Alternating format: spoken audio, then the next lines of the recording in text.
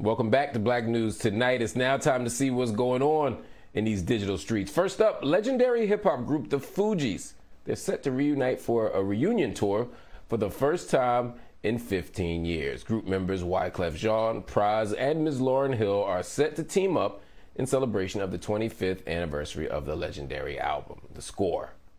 The group is set to perform worldwide. They're going to travel to Nigeria. They're going to be in Ghana, as well as various cities across the United States and Europe. Along with the highly anticipated tour, the trio are set to play a pop-up show at an undisclosed location in New York City tomorrow.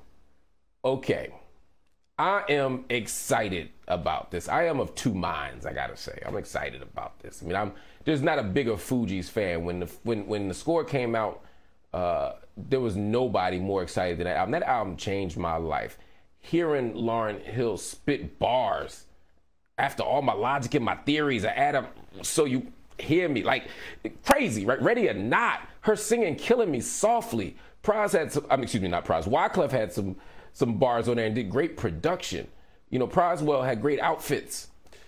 There was a special quality to the album, and I can't wait to hear it performed again.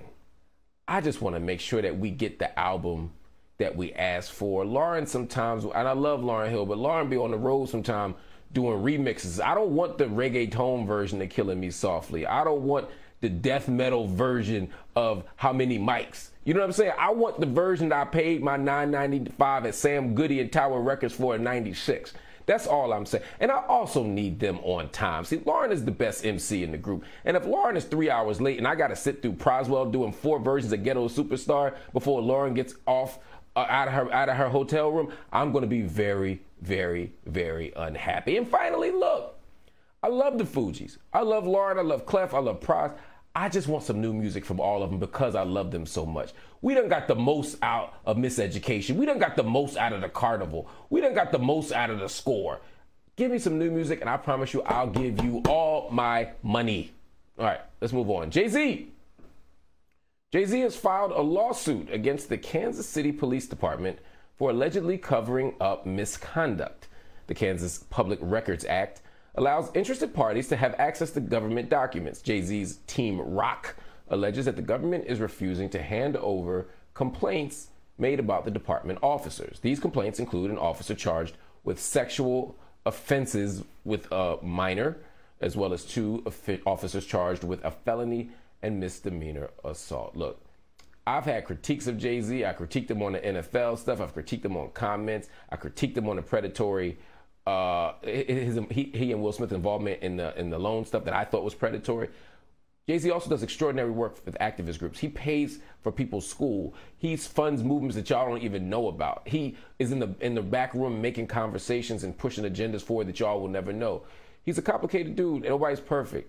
But this is an example of exactly what happens when you take your power, your privilege, and your access and you use it for good.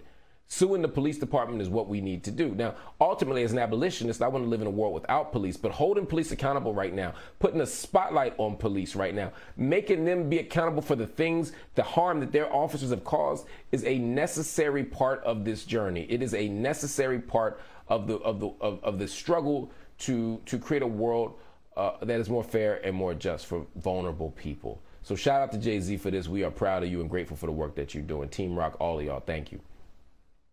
During the $1 Million Worth a Game podcast, shout out to Gilly the King and Wallow, NBA veteran Carmelo Anthony opened up about the moment that he realized how much power the NBA has. Following the 2006 Denver Nuggets New York Knicks brawl, Anthony was punished more severely than other players that were involved. After receiving the 15-game suspension, Anthony went to go speak with the NBA commissioner, at the time David Stern. Anthony says Stern told him, quote, "You gonna leave that alone. I know who you with. I know where you live at." They got David Stern talking crazy. "I know where they live at." Anthony also added, quote, "That's when I knew the NBA was a part of the feds." I think what Carmelo is saying, and I agree with him, and we saw this with the hip hop cops in the 2000s and even the late 90s, is that high profile, wealthy black men from the hood get a level of not just scrutiny, but criminalization that other people simply don't. If I went on rock tours and followed people around. You know how many people I could arrest for disorderly conduct or possession of narcotics, but we don't do that because we ain't looking at heavy metal groups or rock and roll groups or country music artists. But we do it with young black men. And what he's saying is the NBA was so committed to protecting its investment, which is these players as commodities, that they were trying to surveil Carmelo Anthony and find out what hood he from, where he at, who he be with, to quote the great David Stern. And so in that logic, he's right. They might not be the feds, but they're operating with law enforcement to make sure that these black men get policed and surveilled. And it's unfortunate, and it's part of the game, man. Big money wins every time.